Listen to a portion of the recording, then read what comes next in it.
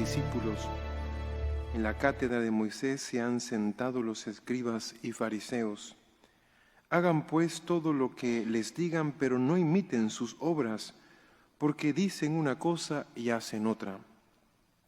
Hacen fardos muy pesados y difíciles de llevar, y los echan sobre las espaldas de los hombres, pero ellos ni con el dedo los quieren mover. Todo lo hacen para que los vea la gente. Ensanchan las filacterias y las franjas del manto. Les agrada ocupar los primeros lugares en los banquetes y los asientos de honor en las sinagogas. Les gusta que los saluden en las plazas y que la gente los llame maestros. Ustedes, en cambio, no dejen que los llamen maestros, porque no tienen más que un maestro y todos ustedes son hermanos. A ningún hombre sobre la tierra lo llamen Padre, porque el Padre de ustedes es solo el Padre Celestial. No se dejen llamar guías, porque el guía de ustedes es solamente Cristo. Que el mayor de entre ustedes sea su servidor, porque el que se enaltece será humillado, y el que se humilla será enaltecido. Palabra del Señor. Pueden sentarse.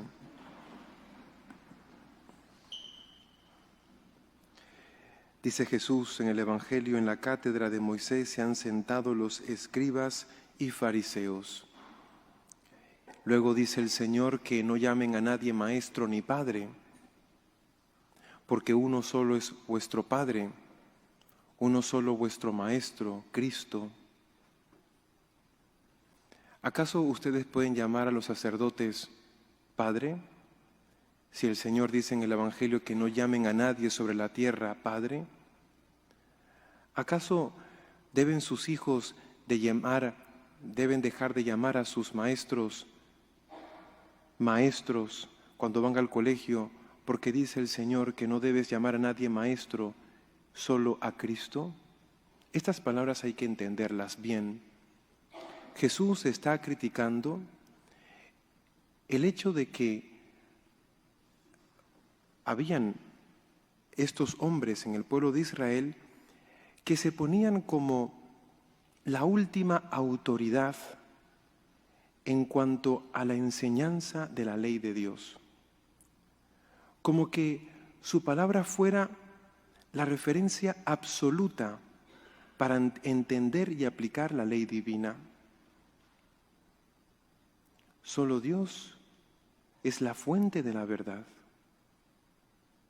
Solo Dios es el Padre, solo Dios es el Maestro. A Él tenemos que recurrir para comprender la plenitud de la verdad que se ha manifestado en Cristo, Cristo que es el camino, la verdad y la vida.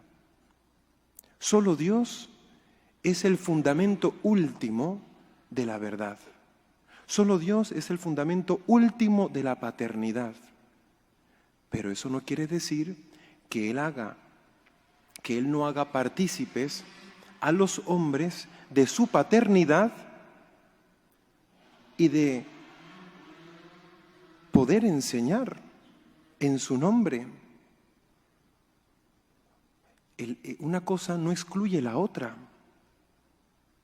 Voy a ponerles un par de ejemplos de las cartas que vemos, de las cartas de San Pablo, para entender muy bien esto. Dice San Pablo en su primera carta a los Tesalonicenses, capítulo 2, como un padre a sus hijos, lo sabéis bien, a cada uno de vosotros os exhortábamos y alentábamos, como un padre a sus hijos. Luego dice también en su primera carta a los Corintios, porque os quiero como a hijos. Ahora que estáis en Cristo, tendréis 1000 tutores, 1000 maestros, pero padres no tenéis muchos. por medio del Evangelio, soy yo quien os ha engendrado para Cristo Jesús.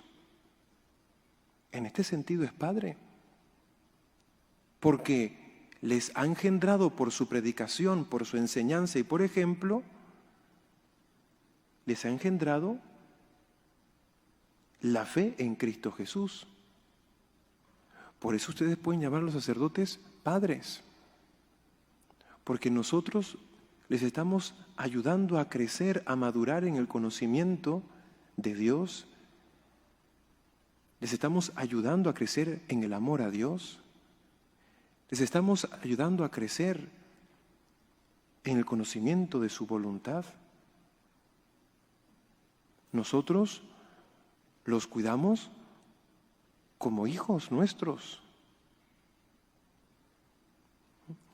Por tanto, Dios es el fundamento último de toda paternidad. Él es el origen de todo. Pero Él hace partícipe a los hombres de su paternidad. Él es el fundamento último y modelo de toda paternidad. La paternidad de ustedes, padres biológicos, tiene que hacer referencia a la paternidad divina y tomar de Dios el ejemplo que necesitan para vivir correctamente esa paternidad. Pero también San Pablo describe su amor como el de una madre. Fíjense lo que dice también en la misma carta a los tesalonicenses. Dice: aunque pudimos imponer nuestra autoridad por ser apóstoles de Cristo, nos mostramos amables con vosotros, como una madre cuida con cariño de sus hijos.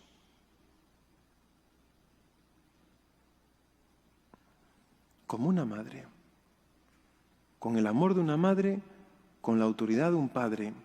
Así era San Pablo para con sus hijos espirituales. Por tanto, si llegas a conocer algún hermano separado que ataque tu fe y te dice, ¿dónde dice en la Biblia? Pues mira, hay muchísimos pasajes en los que Dios en ningún momento excluye esa participación en su paternidad y esa autoridad que Dios ha dado a los hombres de enseñar en su nombre. El problema está cuando nosotros nos constituimos en el fundamento último de la verdad y no referimos a la gente a Cristo como el fundamento último de la verdad. Él es la verdad. Pero nosotros enseñamos en su nombre y Cristo nos ha dado autoridad para enseñar en su nombre, para gobernar en su nombre y para guiar en su nombre y santificar en su nombre. Así le dijo a sus apóstoles: vayan y prediquen el Evangelio. Le doy autoridad sobre todo espíritu inmundo. En mi nombre expulsarán demonios y curarán a los enfermos. Y a Pedro le dijo: apacienta mis corderos. Es decir, Cristo hace partícipes a ciertos hombres escogidos por Él para actuar en su nombre y así gobernar, santificar y enseñar a su pueblo. Si hay algún sacerdote u obispo que se presenta como el fundamento último de la verdad, pues a ese no habrá que hacerle mucho caso. Pero si enseña en el nombre de Cristo siendo fiel a la tradición, entonces hay que escucharle y hacer caso a lo que nos enseña, mas no imitar sus malas acciones. Jesús nos lo dice en el Evangelio de hoy: hagan lo que ellos dicen, mas no hagan lo que ellos hacen. Jesús no solamente estaba hablando de esos fariseos y escribas, estaba hablando de todos los pastores que iban a gobernar su rebaño en su nombre. Obispos, presbíteros, papas. Porque la principal obligación de todo sacerdote, de todo pastor, es enseñar la sana doctrina. Ya luego tendrá él que dar cuentas a Dios de su conducta y de su forma de vida. Pero lo más importante es enseñar correctamente lo que Cristo nos ha revelado y lo que la Iglesia nos ha transmitido. Por tanto, no vale la excusa de aquellos que dicen, es que yo no le escucho porque no es santo, porque no es un ejemplo, porque no es perfecto. Pero ¿quién es perfecto? Yo no voy a la iglesia porque en la iglesia hay muchos pecadores, pero tú también eres un pecador. Yo no los voy a escuchar porque ellos no practican lo que predican. Bueno, pero eso también lo podríamos aplicar a ti. Entonces tus hijos ya no tendrían que escucharte. Tus hijos ya no tendrían que obedecerte. En el fondo está la soberbia y la falta de fe. Pues que el Señor nos dé pastores sabios y santos, ambas cosas, pero pastores de verdad que nos enseñen el camino de la salvación y que nos muestren con valentía, con gallardía, con sagacidad, el camino que nos lleva a Dios.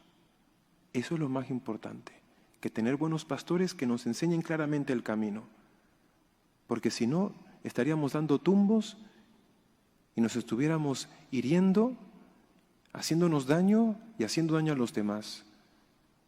Esto es lo primero, lo fundamental. Y a cada quien al final de su vida tendrá que dar cuentas a Dios de sus malas obras. Que así sea.